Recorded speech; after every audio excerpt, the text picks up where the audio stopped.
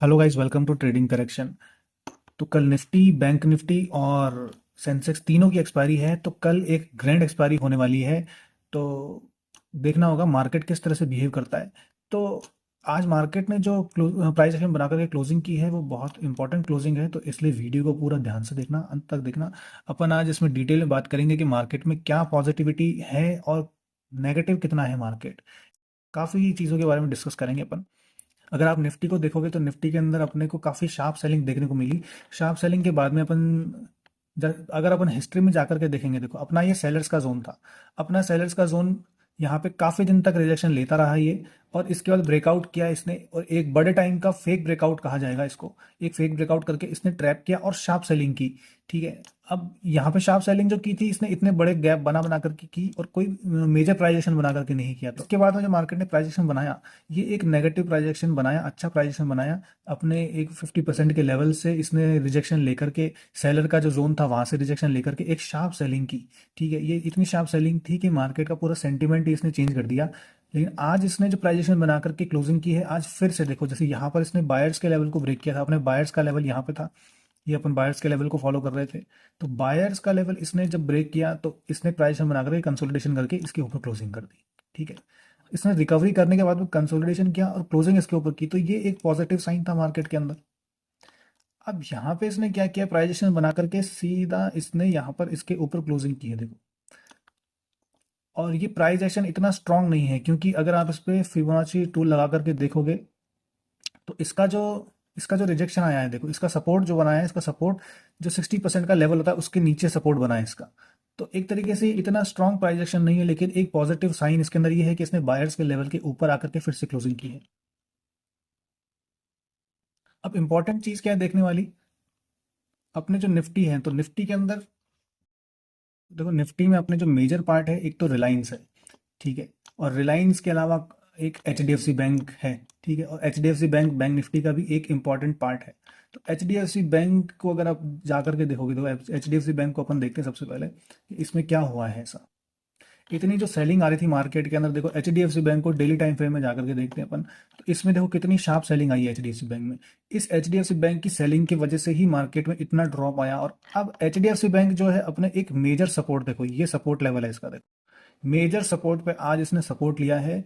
तो अब मार्केट में क्या हो सकता है, देखो ये एक पॉजिटिव साइन है कि इसने एक सपोर्ट लिया है। अगर ये यहाँ से प्राइस एक्शन बनाएगा और एक कंटिन्यूटी दिखाएगा तो मार्केट रिकवर कर सकता है वापस से।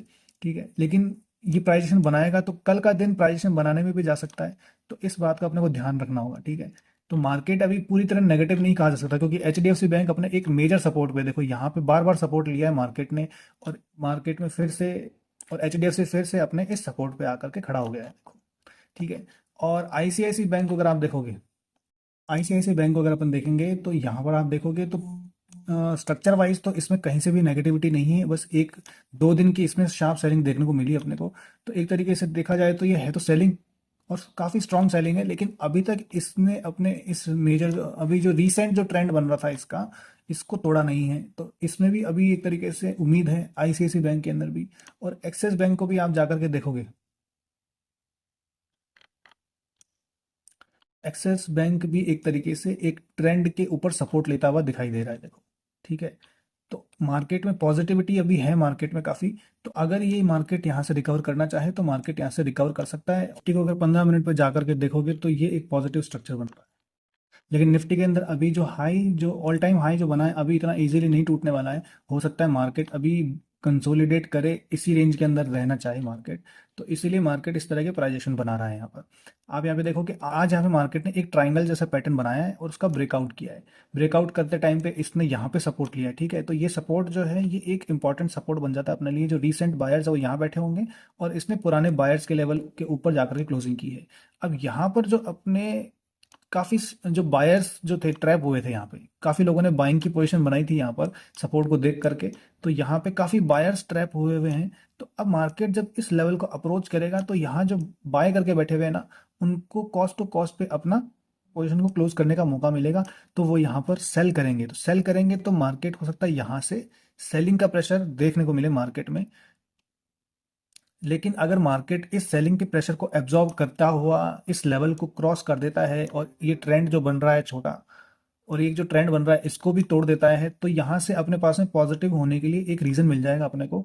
लेकिन फिर ऊपर जाओगे तो फिर वही लेवल्स आ जाएंगे, देखो ये लेवल आ जाएगा, ये लेवल आ जाएगा। तो अभी मार्केट में इतना क्लियर ट्रेड बनेगा नहीं, छोटे छोटे ट्रेड बनेंगे और बहुत कम रिस्क के साथ में, कम क्वांटिटी के साथ में ट्रेड किए जा सकते हैं। अगर ये लेवल निकलेगा अपना, इसके ऊपर प्राइस बनेगा या स्ट्रांग दिखेगा मार्केट, तो अपन इस जोन के लिए जा सकते हैं। ये एक क्लियर जोन नहीं कहा जा सकता, क्योंकि देखो यहाँ पर एक सेलिंग का जोन बना है। मेजर जो सेलिंग का जोन है वो ये जोन है। तो अपन मेजर, आपको अगर रिस्क लेना है तो आप यहाँ तक भी जा सकते हो, नहीं तो आप कुछ क्वांटिटी इस लेवल पे बुक कर सकते हो। और ये जो जोन निकल के आ रहा है अपना, ये 15 मिनट के टाइम फ्रेम पे देखोगे तो ये एक तरीके से 90 पॉइंट का जोन ये है। ऊपर वाले तक जाके देखोगे तो 150 पॉइंट के आसपास का आपको टारगेट देखने को मिल सकता है। 90 से 150 पॉइंट का टारगेट आपको देखने को मिल सकता है यहाँ पे। और नीचे की तरफ अगर आप जाके देखोगे तो नीचे आपको वही है कि अगर ये बायर्स का लेवल, जो आज नए बायर्स आए हैं, तो हो सकता है मार्केट इनको आउट करने के लिए नीचे आए। तो अगर ये लेवल को निकाल के इसके नीचे प्राइस बनाएगा, तब अपने को जो मेजर बायर्स का जो जोन अपन लगा के बैठे थे कि मार्केट इस स्विंग तक आ सकता है, देखो तो अपन ने जो बायर्स का ये जो जोन लगा रखा था, ठीक है, ये एक इंपॉर्टेंट जोन है। तो मार्केट हो सकता है कि प्राइजेशन बना करके यहाँ पे आए, फिर यहाँ से सपोर्ट लेकर के कोई प्राइजेशन बनाता है पॉजिटिव, तो यहाँ से भी पॉजिटिविटी देखने को मिल सकती है। लेकिन अभी तक देखोगे तो मार्केट सेलर्स के कंट्रोल में ही है।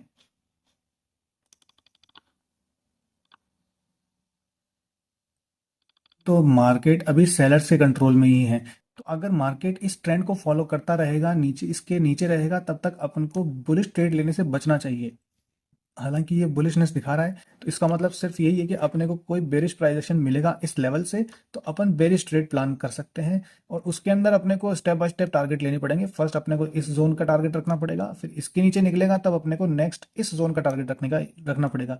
ये लेवल इंपॉर्टेंट है, क्योंकि यहाँ पर अपने फ्रेश बायर्स बैठे हुए हैं। तो फ्रेश बायर्स अपनी पोजिशन को अगर क्लोज करेंगे तो अपने को ये वाला टारगेट देखने को मिल सकता है बहुत ईजिली। तो इस चीज़ के लिए अपने को प्रिपेयर रहना चाहिए कि मार्केट अभी सेलर्स के कंट्रोल में है पूरी तरह से। जब तक ये लेवल नहीं निकलेगा तो बायर्स मार्केट में स्ट्रांग नहीं होंगे। और ये लेवल निकलेगा तो उसके बाद में जगह जगह पर जहां से सेलर्स ऊपर से प्राइजेशन बना के लाएं, तो वो लेवल सामने आएंगे, ठीक है। तो बायर्स को उनको क्रॉस करना पड़ेगा, इंपॉर्टेंट लेवल ये है। फिर उसके बाद प्राइजेशन बनेगा तो फर्स्ट लेवल ये आएगा। और ये जोन कह लो एक तरीके से, ये 50 पॉइंट के आसपास का एक जोन है। इसमें जगह जगह पर लेवल्स हैं, लेकिन इंपॉर्टेंट लेवल अपने लिए एक तो ये निकल के आ रहा है। और ऊपर की तरफ अगर आप जाके देखोगे तो अपना जो अब नेक्स्ट हाई जो बन सकता है आने वाले टाइम में, अगर मार्केट यहाँ से रिकवर करेगा तो वो ये बन सकता है, यहाँ से मार्केट रिजेक्शन फेस कर सकता है, ठीक है। तो अगर स्ट्रक्चर वाइज देखोगे तो निफ्टी ने अपने को पॉजिटिव प्राइजेशन बना करके क्लोजिंग की है। और अगर वहीं बैंक निफ्टी को आप जाकर के देखोगे तो बैंक निफ्टी का जो स्ट्रक्चर है वो इतना पॉजिटिव नहीं है। बैंक निफ्टी जो डब्ल्यू पैटर्न बना रहा है उसका अभी तक ब्रेकआउट नहीं किया है डब्ल्यू पैटर्न का।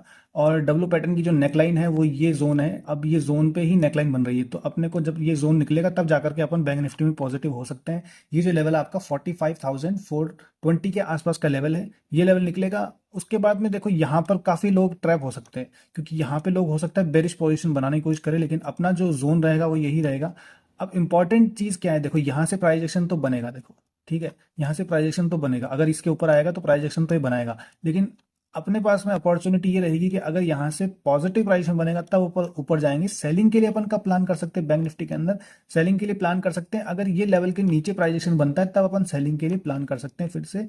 क्योंकि इसमें क्या होगा कि डब्ल्यू पैटर्न के जो ये डब्ल्यू पैटर्न भी फेल हो जाएगा इसके अंदर। और यहाँ पे कुछ लोगों का एसएल भी होगा स्विंग के नीचे, तो यहाँ पे अपने को एक शार्प मोमेंटम देखने को मिल सकता है बैंक निफ्टी के अंदर। तो बैंक निफ्टी का जो लेवल है अपना 44,950 के आसपास का लेवल है। तो अगर इसके नीचे, क्योंकि यहाँ पे पीछे जाके देखोगे तो ये जो लेवल है अपने को एक यहाँ से एक बड़ा गैप अप देखने को मिला था, मतलब यहाँ पे बायर्स काफी इंटरेस्टेड थे जब मार्केट ऊपर जा रहा था।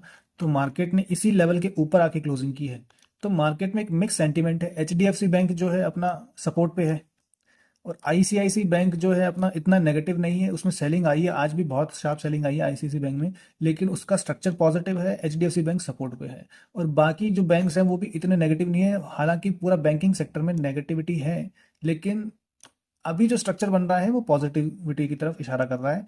और मार्केट है सेल्स के कंट्रोल में, तो मार्केट में कल काफी स्ट्रगल देखने को मिल सकता है। कोई क्लियर व्यू नहीं है मार्केट के अंदर, ठीक है। कोई क्लियर व्यू तभी निकलेगा जब ये ट्रेंड लाइन टूटेगी, या फिर ये लेवल टूटेगा, ठीक है। इसी को ध्यान में रखते हुए प्लान करना। इस जोन के बीच में बहुत कम क्वांटिटी में अपने सेटअप को फॉलो करते हुए, रिस्क रिवॉर्ड को फॉलो करते हुए आपको कोई ट्रेड मिलता है तो आप कर सकते हो अपने रिस्क के ऊपर, लेकिन रिकमेंडेड नहीं रहेगा, ठीक है। अब जैसे ये जोन है, अब यहाँ से अगर बाइंग आएगी तो एक ट्रेड ये बन रहा है अपने पास में, ठीक है। और नीचे की सेलिंग की तरफ अपने को कोई ट्रेड मिल नहीं रहा है कोई ऐसा, जब तक ये लेवल नहीं निकलेगा, या फिर यूं कहें कि ये यहाँ से जो, अगर आप ट्रेंड को देखो, यहाँ पे ट्रेंड मार्क करने की कोशिश करते हैं अपन।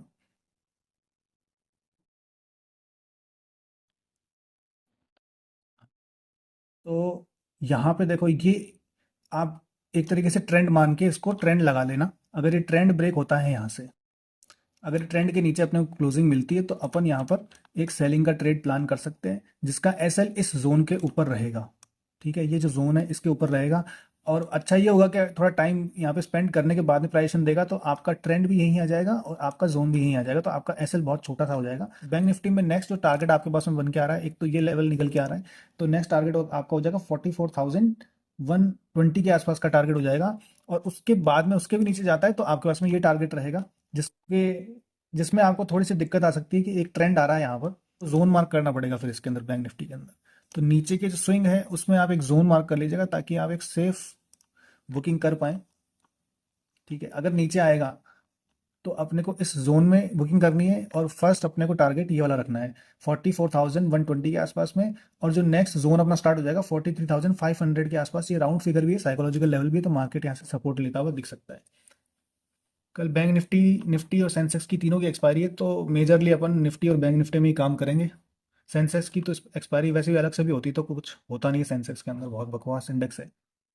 सेंसेक्स में ट्रेड करना ही नहीं चाहिए बिल्कुल भी, क्योंकि वहाँ पे वॉल्यूम नहीं है। तो क्या ऑपरेटर की मनमर्जी बहुत ज़्यादा चलती है, मतलब वहाँ पे जहाँ वॉल्यूम होता है तो वहाँ पे ऑपरेटर थोड़ा सा कोऑपरेटिव होता है, ठीक है। लेकिन जहाँ पर वॉल्यूम नहीं होता ना, वहाँ पे ऑपरेटर भूखा होता है, उसको कोई मिलता नहीं है, तो जो आता है उसी को पकड़ लेता है, ठीक है।